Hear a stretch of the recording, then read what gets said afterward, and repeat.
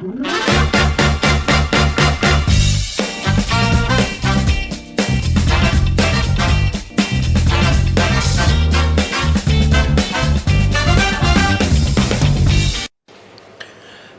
de nous refaire confiance. Bienvenue à ce nouveau numéro de votre magazine. L'invité, c'est la sénatrice Vicky Katoumoua avec nous sur ce plateau. Bienvenue, madame. Merci pour votre invitation. Vous êtes sénatrice, comme je l'ai dit, et présidente du groupement politique AFDCA au Sénat. D'autres casquettes antérieures, on n'en a pas besoin, du moins pour l'instant. Nous parlons de ce qui arrive maintenant au Parlement et principalement dans votre chambre, la haute chambre du Parlement, secouée ou qui est sous le feu de beaucoup de critiques et même des critiques contre le bureau.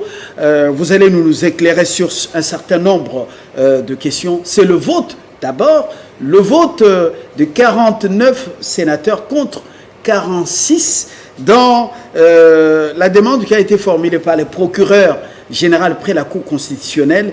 On appelle ça pour les techniciens, voilà, réquisitoire.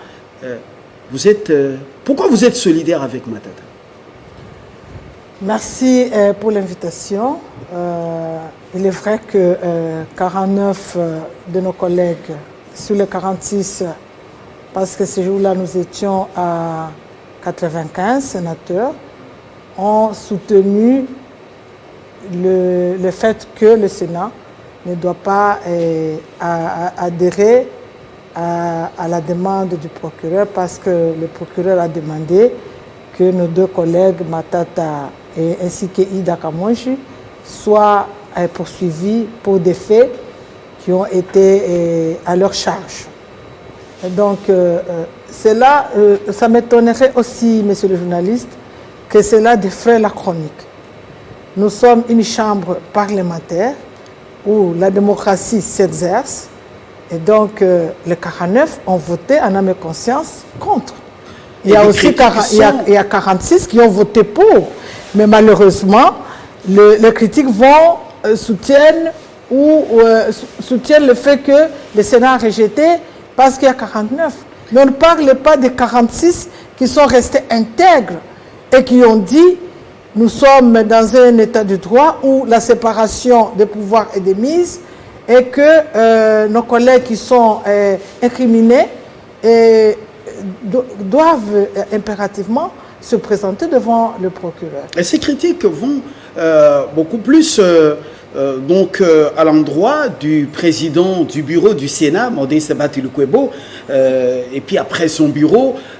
Pourquoi on en veut tant à Bahati alors que, en toute démocratie, lui ne devait pas imposer un vote en faveur du réquisitoire du procureur général? Vous le dites si bien, parce que le président Bahati, quoique président, il est d'abord sénateur. Il a aussi cette obligation de voter. Il a voté lui-même. Et donc, cela n'engage que ceux-là qui font des critiques à son endroit, parce que pour ce qui est de la procédure parlementaire, elle a été régulièrement suivie. Nous sommes dans l'article 218 qui traite de la question sur l'accès à la demande du procureur lorsque le Sénat est requis, et aussi sur la levée des immunités. Et cet article demande à ce que le bureau, après avoir fait la lecture du réquisitoire par le rapporteur du Sénat, demande à la plénière pour la mise en place, pour que celle-ci accède à la mise en place d'une commission spéciale. Et cette commission spéciale a fait son travail régulièrement en respectant les prescrits de cet article 218 qui, à son tour, renvoie à l'article 185 de notre règlement intérieur. Il fallait maintenant que le rapport soit présenté à la plénière, qu'il a accepté parce qu'il n'y a pas eu débat sur le rapport. Nous avons été, parce que j'étais moi-même membre de cette commission spéciale, nous avons été convaincus que la plénière était d'accord avec les conclusions de cette commission spéciale. Et avant même d'arriver au vote, la commission en son sein avait voté, parce que nous étions 22 membres, et sous les 22 membres, 13 membres ont voté pour que nos collègues se présentent devant le procureur. Ça, on n'en parlait pas assez. Même si le rapport a été lu à huis clos, on n'en parlait pas assez. Mais s'en prendre au président Bahati, je trouve que c'est injuste quand même. Parce qu'en tant que représentant de l'Union sacrée au niveau du Sénat, le président Bahati avait réuni les sénateurs, membres de l'Union sacrée, pour leur demander de ne pas offusquer la justice, de laisser nos collègues qui sont incriminés. S'ils sont innocents, il y a la présomption d'innocence qui est décrite dans l'article 17 de notre Constitution. Ils vont jouer de ça. Et donc, nos collègues n'ont pas voulu. Il y en a qui se sont restés entraînés par l'émotion, disant que non, si nous accédons à ces demandes, nos collègues vont perdre leurs immunités, alors qu'il n'en était pas question. Parce que même la conclusion de la commission était que le Sénat accède à la demande du procureur pour que le procureur arrive à étoffer son rapport par rapport aux renseignements qu'il a reçus.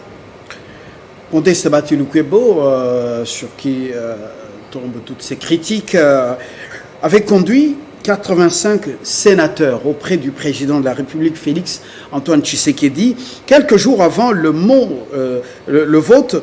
Et le mot d'ordre n'a pas été donné par rapport à ce vote. Le président de la République ne pouvait pas donner le mot d'ordre. Le président de la République sait qu'il a une majorité au niveau du Sénat et que cette majorité a adhéré dans sa vision. L'adhésion était libre de chaque sénateur au sein de l'Union sacrée. Et quand on a adhéré à cette vision du chef de l'État, on doit savoir qu'est-ce que cette vision veut au juste.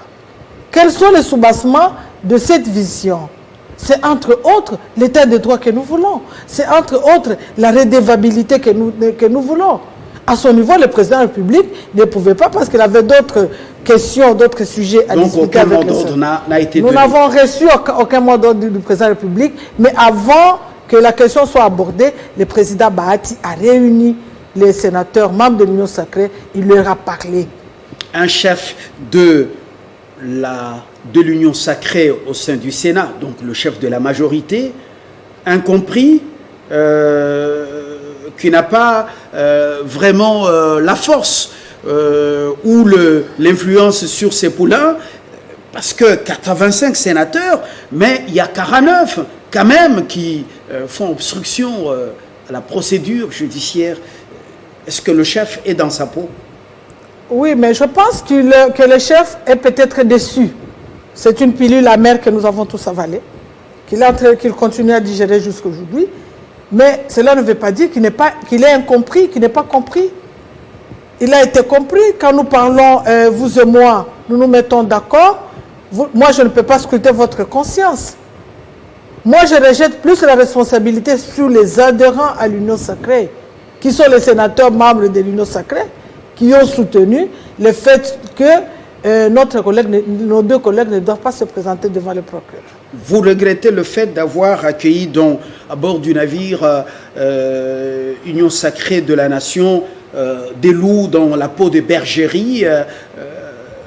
Je ne les qualifierai pas de loups. Pour moi, je considère que c'est une indiscipline. C'est une indiscipline à une vision à laquelle nous avons adhéré. Moi, j'ai adhéré à l'Union sacrée parce que pour moi, je trouvais que l'Union sacrée est salutaire pour ce pays.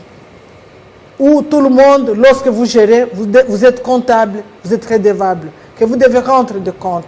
C'est pourquoi j'ai adhéré à l'Union sacrée. Je n'ai pas adhéré à l'Union sacrée parce que je voulais faire plaisir à qui que ce soit, mais c'est cette vision qui m'a attiré plus.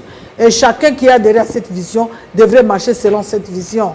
Ce n'est pas la responsabilité du professeur Bahati, quoique président du Sénat. Il a sa conscience et chacun des parlementaires, chacun des sénateurs a aussi sa conscience. Certaines langues parlent des billets verts qui auraient circulé avant ce vote par rapport au réquisitoire du procureur général près la Cour constitutionnelle. Vous êtes une femme qui aime la liberté et qui parle sans beaucoup de complexes. Dites-nous la vérité, est-ce qu'il y a eu le pouvoir des billets verts qui aurait pesé dans ce vote? Vous dites très bien que je suis une femme qui dit la vérité. Je ne peux pas dire la vérité ou le mensonge là où il y a la vérité. Je n'ai pas vu circuler ces billets verts. Mais vous avez eu vent quand même de ces billets? Nous avons aussi entendu, mais je ne les ai pas vus circuler. Il faut que je vous dise la vérité. Mais je mets à défi quiconque aurait marché contre la décision de l'Union sacrée. Parce que la décision de l'Union sacrée, c'est l'état de droit. La décision de l'Union sacrée, c'est de ne pas protéger ceux-là qui sont incriminés. La décision de l'Union sacrée, c'est que lorsque vous avez géré, vous êtes redevable. Aussi, la décision de l'Union sacrée, c'est le respect des pouvoirs établis par la Constitution. Oui, l'Union sacrée, c'est aussi l'état de droit. L'état de droit, c'est la séparation des pouvoirs aussi. Ouais. Lorsque 49 se prononcent à travers les urnes en faveur de leurs collègues, c'est toujours la démocratie, non? Bon, c'est la démocratie dans leur sens, hein, dans leur compréhension. Mais aussi la démocratie, c'est respecter aussi la vision du groupe dans lequel vous êtes embarqué. Quelques sénateurs sont des anciens gestionnaires.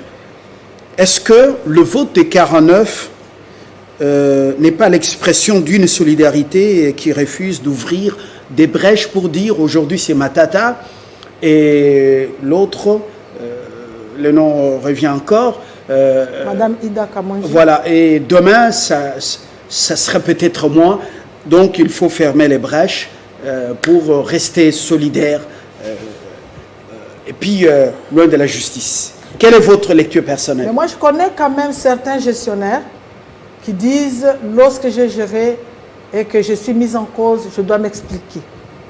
Donc, on ne met pas tous les gestionnaires dans une même assiette. Et donc, je pense qu'il y a certains qui disent, si j'ai géré et que je suis mise en cause, je dois m'expliquer, je dois me présenter pour donner mes moyens de défense.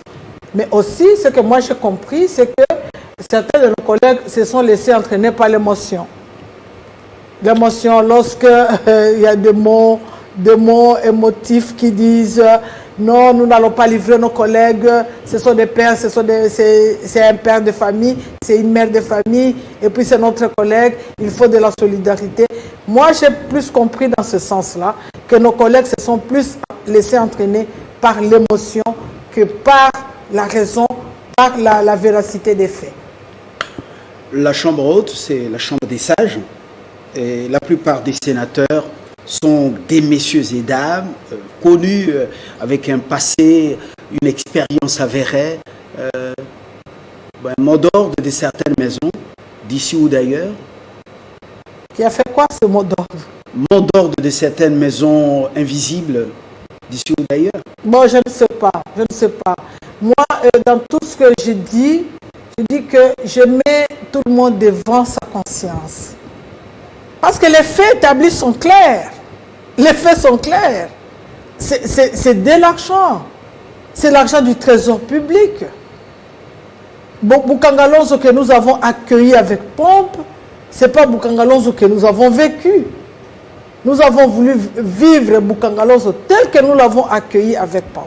Mais ce n'est pas ce que nous avons vécu. Bon, s'il y a eu des mots d'ordre de certaines officines, je ne sais pas vous le dire. Mais quand tu as dit que c'est le bureau qui a été défaillant ou c'est le président qui a été défaillant, je vous dis que ce n'est pas ça le cas. Parce que le président s'était assumé, il a réuni, il a dit que face au réquisitoire, il faut vraiment qu'on observe la séparation des pouvoirs. Nous, on nous demande tout simplement d'autoriser la poursuite, mais on ne nous demande pas, nous, de juger les procureurs ou de juger les faits incriminés par nos collègues. Parce que nous n'avons ni le temps, ni les moyens. Nous ne sommes pas un tribunal. Le Sénat n'est pas un tribunal. Alors, s'il y a un pouvoir qui est établi, le pouvoir judiciaire, qu'on laisse le pouvoir judiciaire faire son travail. C'est aussi ça la démocratie. Très bien. Le président de la République, Dépi Bounia, dans un échange avec la presse et les forces vives, a déploré la magouille au sein de l'armée, service de renseignement. Il a aussi fait allusion au Sénat, comme ce qui vient de se passer au Sénat. Concrètement, quel est votre entendement Qu'est-ce qui s'est passé au Sénat? Ce qui vient de se passer avec le cas Matata et sa collègue, ou bien c'est ce qui s'est passé avant l'actuel bureau? Concrètement, comment vous avez accueilli ces déclarations? Oui, je l'ai accueilli avec tristesse. Même quand on en parle avec vous, j'ai cette tristesse qui m'habite. Vous comprenez? Moi, j'ai accueilli avec tristesse tel que le président de la République l'a exprimé. Et quand vous avez vu comment il s'exprimait, il était aussi triste. Il ne fait pas allusion à ce qui s'est passé à l'ancien bureau, il fait allusion à ce qui s'est passé récemment. Pour que, lorsque le procureur fait son travail, on les bloque. C'est-à-dire que dans l'entendement du commun de mortel, c'est que le Sénat bloque le pouvoir judiciaire pour que celui-ci ne fasse pas son travail. Et je donne raison au président de la République, qui a exprimé cette tristesse qui m'habite aujourd'hui, personnellement, en tant que Congolaise, en tant que citoyenne. Ne dit-on pas que c'est la justice qui élève une nation? Et si nous devons marcher sur les plates-bandes de la justice, comment est-ce que nous allons élever notre nation? Et même pour les concernés, est-ce que c'est vraiment le moment de crier victoire? Non, le Sénat, ce n'est pas un tribunal. Le Sénat ne sait pas laver quelqu'un des faits qui lui sont imputés. Les faits resteront toujours ces faits. Ça prendra le temps que ça prendra, mais un jour, la vérité finira par triompher. La loi d'habilitation, vous l'avez, vous, votée au niveau du Sénat. Et juste après vous, cette loi a été non pas traitée, mais d'emblée rejetée à l'Assemblée nationale. N'a pas été examinée. La loi d'habilitation. Et pourtant, vous l'avez votée, je l'ai dit tantôt.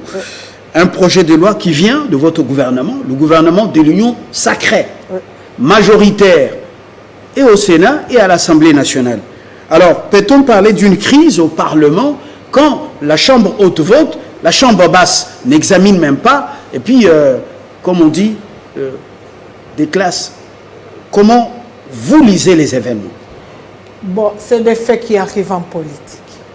Je ne peux pas, nous ne pouvons pas anticiper la crise.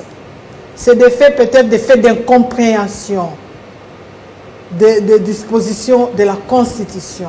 L'article 129 de la Constitution qui traite de cette question de la loi d'habilitation est clair. Alors il ne faudrait pas qu'on fasse l'amalgame avec ce qui est dit à l'article 135. Il n'y a que la loi portant la loi des finances, donc le budget, qui en principe doit commencer par l'Assemblée nationale. Mais sinon, tous les projets qui viennent du gouvernement peuvent commencer leur gymnastique, soit au Sénat, soit à l'Assemblée nationale. Et même la loi d'habilitation le dit, quand vous lisez la disposition de l'article 129. Le Sénat, les deux chambres, donc l'Assemblée nationale ou le Sénat, c'est-à-dire l'une ou l'autre chambre. Je ne vois pas les problèmes qu'il y a là-bas.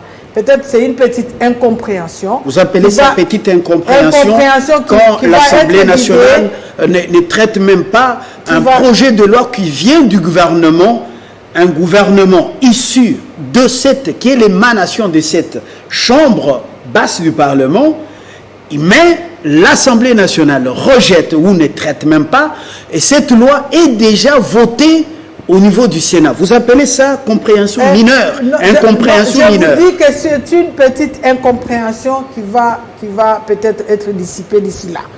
Non, on en a parlé hier. Le président Bosso a fait recours à la Cour constitutionnelle. Non, mais la Cour constitutionnelle va lui donner parce que la réponse est dans la Constitution.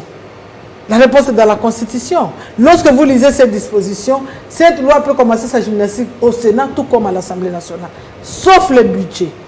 Sauf le budget qui doit impérativement commencer par être examiné à l'Assemblée nationale et non pas au Sénat. Mais sinon, tous les projets qui viennent du gouvernement, ils peuvent être traités en première lecture au niveau du Sénat et après, le Sénat envoie au niveau de l'Assemblée nationale. Je suis une ancienne parlementaire qui vous parle. Est-ce qu'on va vers une crise interinstitutionnelle, Parlement contre le gouvernement, où ce sont les deux chambres qui vont se rentrer dedans, parce que le président Bahati veut voir le bureau, rencontrer le bureau de l'Assemblée nationale pour en parler. Déjà, des signaux qui encouragent ou des signaux qui découragent quand le Parlement commence à s'ériger à s'ériger comme obstacle dans le programme de Tshisekedi. Des signaux qui encouragent. Ne découragez pas la population, monsieur le journaliste. Ce sont des signaux qui encouragent cette concertation permanente entre les deux chambres du Parlement, entre les deux bureaux des deux chambres du Parlement. Ce sont des signaux qui encouragent pour que nous allions vers cette synergie que nous voulons. Alors, nous pouvons parler d'une mise en scène dans les deux chambres qui veut démontrer que effectivement il y a séparation des pouvoirs, mais au finish, vous allez vous entendre. Non, il n'y a pas séparation de pouvoir au Parlement. Non, je dis séparation de pouvoir au niveau de Parlement, gouvernement ou bien Parlement, autre institution, mais des petites divergences qui vont trouver des solutions. Des divergences qui seront aplanies. Divergences mineures d'ailleurs. Ce ne sont pas des divergences majeures, c'est des divergences mineures qui ont trouvé des solutions, qui vont trouver des solutions par rapport aux dispositions de la loi. Sénatrice Vicky Katoumoua, certains critiques en dehors du Parlement estiment que l'appel du président Bosso autrefois à certains députés de se désolidariser des groupes armés serait à la base de ce rejet ou de cette attitude au niveau de la Chambre basse qui a rejeté la loi d'habilitation parce que certains députés, surtout des grands leaders de l'Est, estiment qu'on ne peut pas donner tout le pouvoir comme ça au président pendant les vacances parlementaires pour agir dans ce qui est amorcé comme guerre contre les groupes armés. Quelle est votre lecture personnelle? Oui, ma lecture n'est pas celle-là. Parce que sur 500 sénateurs, et sur 500 députés plutôt parce qu'ils sont à 500, sur 500 députés, il n'y a que 2 provinces qui sont concernées par l'état de siège. Oui. Alors, je ne vois pas comment deux députés de 2 provinces puissent influencer le reste des députés. Moi, je pense que le problème réside dans la compréhension peut-être des dispositions constitutionnelles. Et c'est pourquoi je vous ai dit que c'est des faits quand même mineurs qui vont être aplanis lors de la concertation entre les deux bureaux. Je ne voudrais pas, moi, entrer dans des détails que je ne maîtrise pas. Bon, s'il y a peut-être des gens qui se sentent concernés, ce n'est que 3 mois. Ça ne sera que 3 mois. Cette habilitation, c'est 3 mois et après les 3 mois, on nous présente le projet de loi que nous devons adopter et ratifier.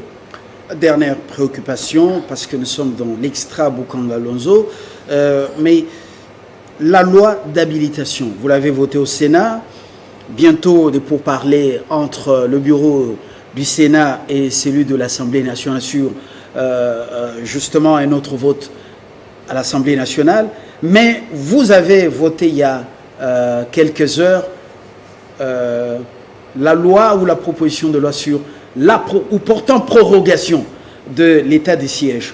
Alors, pour les publics, loi d'habilitation du gouvernement, loi portant prorogation de l'état de siège, quel est le distinguo?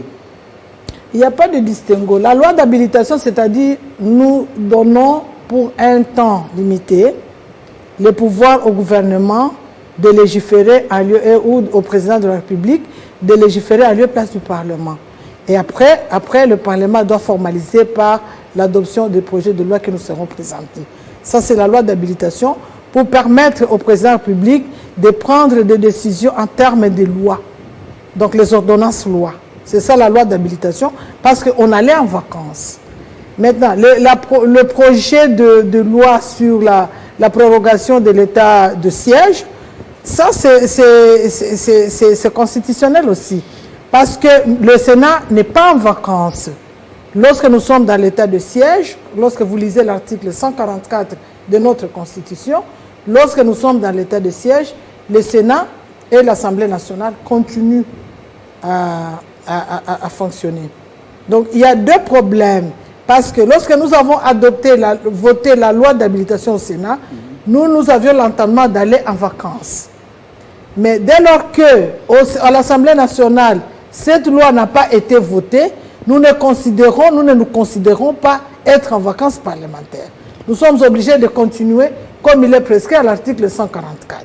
Et donc, quand nous continuons, nous ne pouvons que voter la loi de prorogation pour permettre la continuité de cet état de siège. Vicky Katouma, je vous remercie. Merci d'avoir éclairé notre religion et celle des téléspectateurs sur justement ce sujet d'actualité, la loi d'habilitation, le projet de loi portant prorogation de l'état de siège et beaucoup plus sur le vote qu'il y a eu. 49 sénateurs avaient voté justement en faveur de Matata Ponyo par rapport au réquisitoire du procureur général près la Cour constitutionnelle. C'était contre 46 sénateurs. La démocratie en marche. Le bureau, tel que les communs des mortels, une partie tire sur le bureau du Sénat, le bureau du Sénat ne pouvait pas donner d'injonction parce que la démocratie doit être respectée dans toutes ses règles. Vicky Katouma vous a éclairé. À très bientôt pour un autre rendez-vous avec notre invité. Au revoir.